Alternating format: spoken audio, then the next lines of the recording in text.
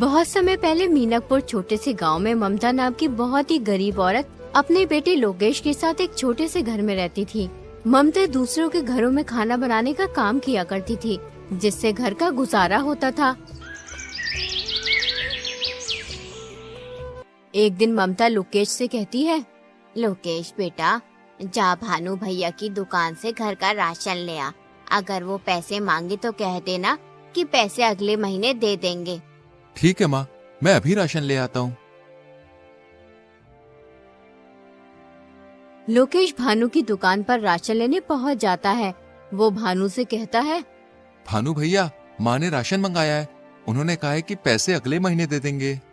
तुमने मुझे क्या समझ रखा है, जो मुंह उठाए उधार लेने चले आते हो यहाँ। अरे उधार की वजह से मेरी दुकान बंद होने की कगार पे है। अभी तुमने पहले के पैसे दिए नहीं है और उधार लेने चले आए। देखो भाई, मैं उधार का कोई सामान नहीं दे सकता। भानु दुकानदार की ये बात सुनकर लोकेश अपने घर की ओर चल पड़ता है और वो सोचने लगता है, मैं कितना अभागा हूँ जो 2 वक्त के खाने के लिए पैसे नहीं जुटा सकता। माँ किस तरह दूसरों के घरों में काम करती है। अब मुझसे उनका दुख देखा नहीं जाता। बेचारी कब तक दूसरों का काम करती रहेंगी। मुझे कोई काम जरूर करना होगा। शायद अब वक्त आ गया है कि मुझे अपनी जिम्मेदारी संभालनी होगी, ताकि मैं अपनी माँ को इस स्थिति से निकाल सकूं और उनकी जिंदगी में थोड़ी खुशियां ला सकूं। लोकेश ये सोच ही रहा था, तभी उसकी नजर एक ऋषिवर पर पड़ी। ऋषिवर ने लोकेश को अपने पास बुलाया और बोले, क्यों उदास हो प्यारे बेटे? तुम्हें देखकर ऐसा लगता है जैसे तुम किसी बड़ी समस्या से जूझ रहे हो। ऋषिवर, मैं एक गरीब लड़का हूँ। मेरे पास कुछ नहीं है, सिर्फ एक सपना है कि एक दिन मैं अपनी माँ की मदद कर सकूं। वो दूसरों के घरों में जाकर काम करती है, फिर भी उन्हें इतने पैसे नहीं मिलते जिससे पूरे महीने का गुजारा हो जाए। मुझे तो समझ में नहीं आ रहा कि मैं क्या करूं। मेरी जिंदगी में आगे क्या होगा। तुम्हारे मन में जो सपना है वो एक दिन जरूर पूरा होगा बेटा। तुम बड़े तकदीर वाले हो। तुम्हारा भाग्य बहुत उज्जवल है। बहुत ही जल्दी ऐसा वक्त आएगा जब हर किसी की जुबान पर सिर्फ तुम्हारा नाम होगा। लेकिन मैं तो केवल एक साधारण सा लड़का हूँ। मेरे पास तो साधन भी नहीं है और ना ही मैं कोई राजा हूँ। फिर हर किसी की जुबान पर मेरा नाम क्यों होगा स्वामी? मैं समझ नहीं पा रहा हूँ कि आप क्या कहना चाहते हैं। इस संसार में हर एक व्यक्ति की कहानी अनोखी होती है और तुम्हारी कहानी अभी शुरू हुई है। इतना कहकर ऋषिवर वहाँ से चले जाते हैं। लोकेश को उनकी कोई भी बात समझ नहीं आती है और फिर लोकेश भी अपने घर चला जाता है। बेटा, तू खाली हाथ क्यों चला आया? मैंने तो तुझे घर का राशन लेने भेजा था। माँ, भानु भैया ने उधार राशन देने के लिए मना कर दिया है। वो कह रहे थे कि मैं तुम्हें और उधारी नहीं दे सकता। तुम्हारे ऊपर पहले के ही बहुत पैसे हैं। कोई बात नहीं बेटा, मैं आज मालकिन से पैसे लेकर आऊंगी। तू भानु का हिसाब कराना। जा तू खाना खा ले। माँ, मैं खाना बाद में खाऊंगा। आप पहले मुझे एक बात बताओ। जब मैं रास्ते में आ रहा था तो मुझे एक ऋषिवर मिले थे। वो कह रहे थे कि मैं बहुत तकदीर वाला हूँ। कुछ ही दिनों में हर किसी की जुबान पर मेरा ही नाम होगा। मैं तो उनकी बात समझ ही नहीं पाया। अगर तुम्हें कुछ समझ में आया तो तुम मुझे बताओ माँ। क्या सच में उन्होंने ऐसा कहा? हाँ माँ, उन्होंने ऐसा ही कहा। बेटा, जब तेरा जन्म हुआ था तब भी एक ऋषि ने मुझसे कहा था कि ये तेरा बेटा बहुत भाग्यशाली है, बड़ा होकर ये राजकुमार बनेगा। लेकिन मैंने उनकी बात पर कुछ ध्यान नहीं दिया था। माँ, ये सब फिजूल की बातें हैं। भला एक गरीब माँ का बेटा राजकुमार कैसे बन सकता है? राजकुमार तो राजा का बेटा बनता है। तुम सही कहते हो लोकेश, लेकिन कभी कभी ये भविष्यवाणी सच भी हो जाती है। मैंने खुद अपनी आंखों से भविष्यवाणियों को सच होते हुए देखा है। हमारे गांव में सुनीता नाम की एक औरत ने एक बेटी और बेटे को जन्म दिया था। उन बच्चों की खुशी में उस औरत के पति महेंद्र ने आसपास के सभी गांवों में दावत की थी। वो औरत भविष्यवाणी में बहुत विश्वास करती थी, इसलिए उसने अपने बच्चों का भविष्य पूछने के लिए एक ऋषि को बुलाया। उस ऋषि ने उससे कहा, मैं तुम्हें इन बच्चों का भविष्य नहीं बता सकता और तुम्हारे लिए भी यही बेहतर होगा कि तुम कभी भी इन बच्चों का भविष्य जानने की कोशिश मत करना, वरना तुम्हारा ये खुशहाल जीवन पल भर में दुख में बदल जाएगा। लेकिन ऋषिवर, ऐसा क्या है इन बच्चों के भविष्य में जो आप हमें बताना नहीं चाहते? हमने तो ऐसा कोई पाप नहीं किया है जिसकी सजा इन बच्चों को मिले। कितनी दुआओं के बाद ईश्वर ने हमें ये 2 जुड़वा बच्चे दिए हैं। कृपया करके आप मुझे बताएं, इन बच्चों के भविष्य में क्या लिखा है? ठीक है, अगर तुम अपने बच्चों का भविष्य जानना चाहती हो तो सुनो। तुम्हारा ये बेटा बड़ा होकर अपनी जुड़वा बहन से शादी करेगा। ऋषि की ये बात सुनकर सुनीता के होश उड़ गए। ऐसा कैसे हो सकता है ऋषिवर? भला एक भाई अपनी बहन से कैसे शादी कर सकता है? मैं ये भविष्यवाणी नहीं मानता। तुम झूठ बोल रहे हो। मैं आपकी बातों पर विश्वास नहीं कर सकता। अगर बेटा तुम्हें मेरी बातों पर विश्वास नहीं तो कोई बात नहीं, जब समय आएगा तो तुम सब खुद देख लोगे। इतना कहकर ऋषिवर वहाँ से चले जाते हैं।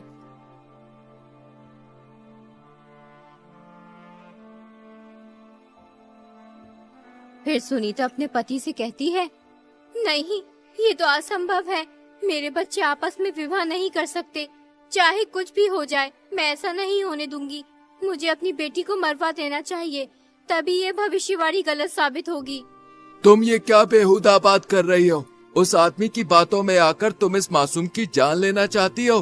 कितने वर्षों बाद ईश्वर ने हमें औलाद का सुख दिया और तुम कह रही हो कि हम इस मासूम बच्ची को मरवा दें? मैं ऐसा नहीं करना चाहती, लेकिन हमें इन भविष्यवाणियों को हल्के में नहीं लेना चाहिए, क्योंकि ये भविष्यवाणियाँ मेरे जीवन में एक महत्वपूर्ण भूमिका निभाती आई हैं। कई बार ऐसा हुआ है जब मैंने इनकी अनदेखी की है तो मुझे इसका नुकसान उठाना पड़ा। हमें इन भविष्यवाणियों को गंभीरता से लेना चाहिए, क्योंकि ये सिर्फ शब्द नहीं है बल्कि हमारे भविष्य के संकेत हैं। इसलिए इस भविष्यवाणी को नजरअंदाज करना हमारे लिए सही नहीं होगा। देखो सुनीता, हमें समझदारी से सोच समझकर ही कोई कदम उठाना चाहिए। बताओ अब हमें क्या करना होगा? तुम इस बच्चे को कहीं दूर ले जाकर मार दो। हमें ना चाहते हुए भी ऐसा करना ही होगा। इसी में हमारी भलाई है। अगर भविष्यवाणी सच हो गई तो अनर्थ हो जाएगा। ठीक है, जो आज तक किसी ने नहीं किया वो मैं करूँगा। अपने ही हाथों से अपनी बच्ची की जान लूंगा। तुम इस बच्ची को किसी कपड़े में लपेट दो जिससे मुझ पर किसी को शक ना हो।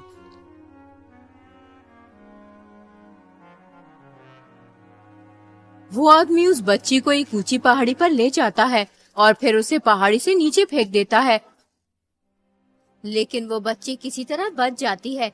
एक अमीर आदमी उस जगह से गुजर रहा होता है, तभी उसकी नजर उस बच्ची पर पड़ती है। अरे वाह, कितनी प्यारी बच्ची है। लेकिन ये बच्ची इस जंगल में क्या कर रही है? इसे यहाँ पर कौन छोड़कर गया होगा? मुझे इसे अपने साथ लेके जाना चाहिए, वरना इसे कोई जंगली जानवर खा जाएगा। वो अमीर आदमी उस बच्ची को अपने घर ले जाता है। अरे कहाँ हो भाग्यवान, जरा जल्दी इधर आओ। ये देखो मेरे साथ कौन आया है। अरे ये किसका बच्चा उठा लाए हैं आप? मैं क्या तुम्हें कोई बच्चा उठाने वाला दिखाई देता हूँ? अरे नहीं, मेरा मतलब वो नहीं जो आप समझ रहे हैं। मेरे कहने का मतलब ये है कि तुम्हें ये बच्चा कहाँ से मिला? ये नन्ही परी मुझे पहाड़ियों वाले जंगल में मिली है। पता नहीं इसे वहाँ पर कौन छोड़ के गया था। मुझे इस बच्ची पर दया आई और मैं उसे उठा के ले आया। ये तुमने बहुत अच्छा किया जिस बच्ची को अपने साथ ले आए। देखो ये बच्ची कितनी सुंदर है, देखने में बिल्कुल चांद का टुकड़ा लग रही है। आज से ये बच्ची हमारे परिवार का हिस्सा है। हम इसे भी अपने बेटे सुहन की तरह ही पालेंगे। अब से हमारे एक नहीं बल्कि 2 बच्चे हैं। यूं ही कई वर्ष बीत जाते हैं। अब वो दोनों भाई बहन बड़े हो चुके होते हैं। अपने बेटे को जवान होता देख सुनीता और उसका पति बहुत खुश होते हैं कि भविष्यवाणी गलत साबित हुई, लेकिन होना तो वही था जो तकदीर में लिखा था।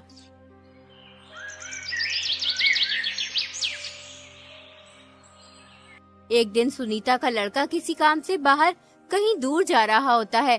तभी रास्ते में उसकी नजर अमीर आदमी की बेटी पर पड़ती है। उसे देखकर वो सब कुछ भूल जाता है। वो अपने माँ बाप को बगैर कुछ लड़की से शादी कर लेता है और उस लड़के घर ले आता है। माँ, मैंने इस लड़की से शादी कर ली है। ये सेठ हमीर चंद की बेटी है। बेटा तुझे शादी करने की इतनी भी जल्दी क्या थी? एक बार हमसे पूछ तो लेता। आखिर हम तेरे माता पिता हैं। हमने तुझे पाल पोस कर इतना बड़ा किया है, इसलिए हमारा भी हक बनता है कि तेरे सुख दुख में साथ रहें। अरे भाग्यवान, तुम भी ये क्या बात लेकर बैठ गई हो? अरे हमें तो खुश होना चाहिए। हमारे बेटे की खुशी में ही तो हमारी खुशी है।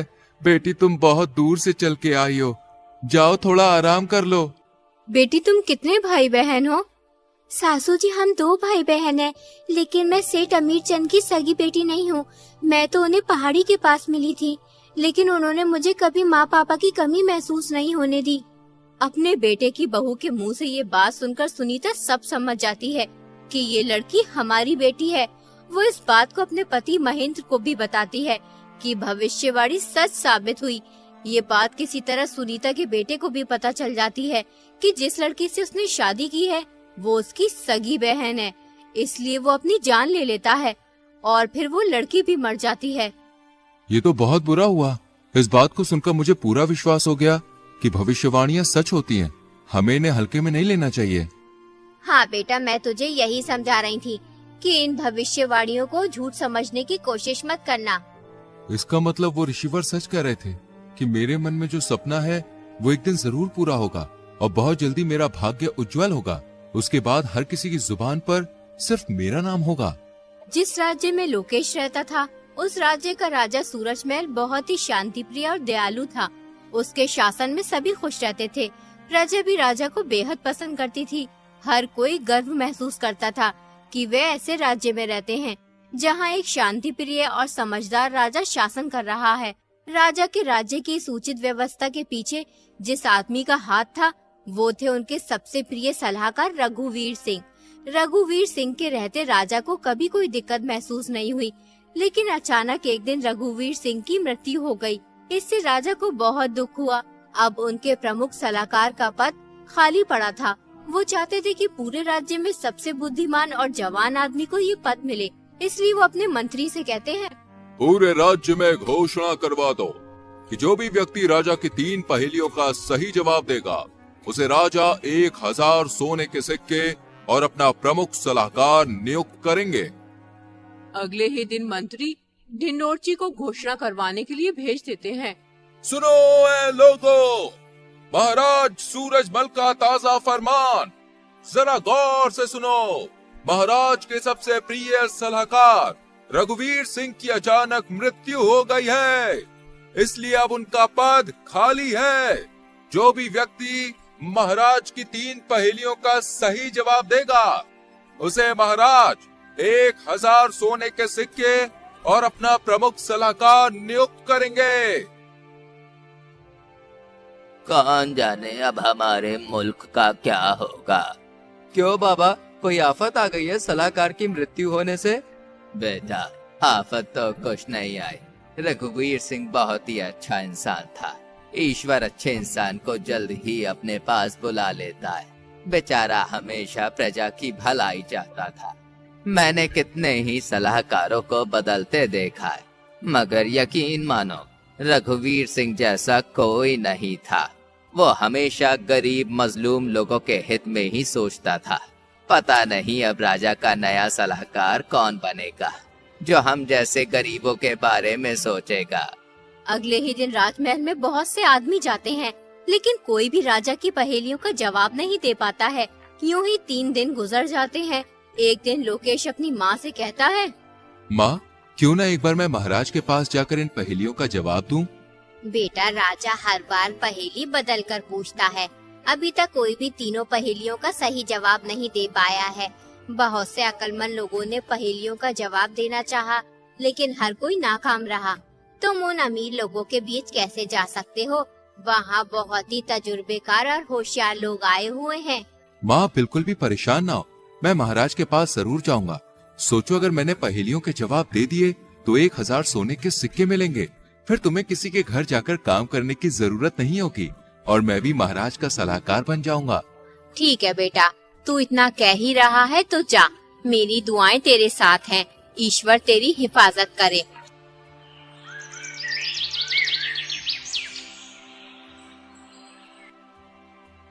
अगले दिन लोकेश राजमहल पहुंच जाता है। महाराज उससे पूछते हैं, तुम यहाँ किस लिए आए हो? महाराज, मैं यहाँ आपकी पहेलियों का जवाब देने आया हूँ। अभी तक कोई भी मेरी पहेलियों का जवाब दे नहीं पाया। तुम समझदार लगते हो, जवान भी हो, शायद तुम मेरी पहेलियों का जवाब दे सकते हो। जैसा कि तुम शर्त जानते ही हो, जो भी पहेलियों का सही जवाब देगा वो मेरा सलाहकार बनेगा और उसे इनाम में 1000 सोने के सिक्के दिए जाएंगे।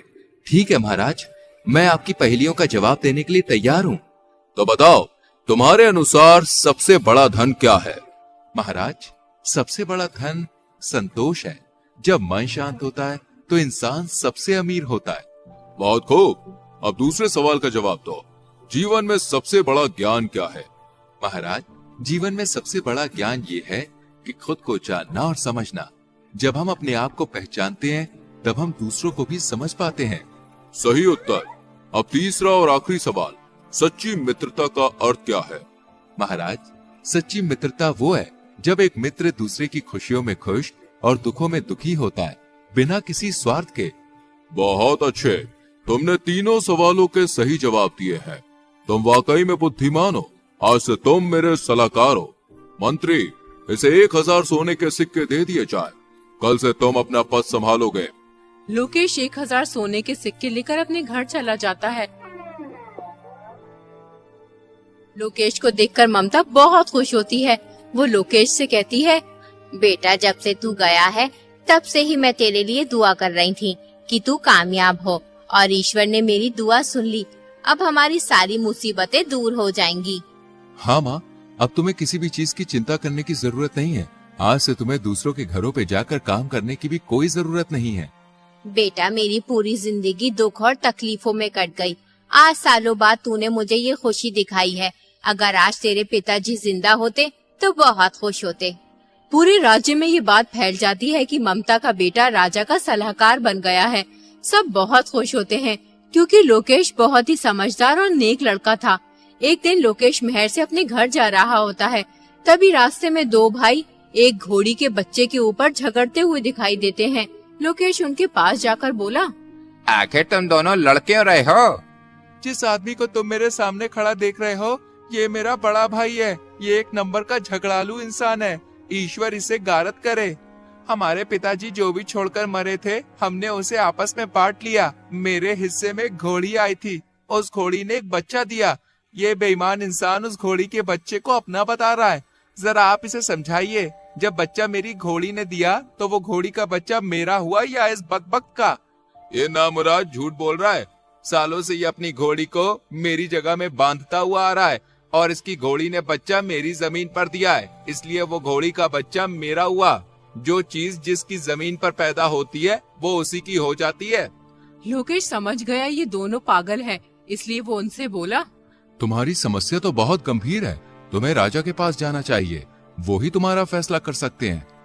तुम सही कह रहे हो, हमें राजा के पास जाना चाहिए, वरना ये झगड़ालू इंसान कुछ उल्टा सीधा न कर बैठे। अगले दिन दोनों भाई राजा के पास पहुंच जाते हैं और राजा को अपनी सारी बात बताते हैं। राजा लोकेश से कहते हैं, इस समस्या का हल तुम करो लोकेश।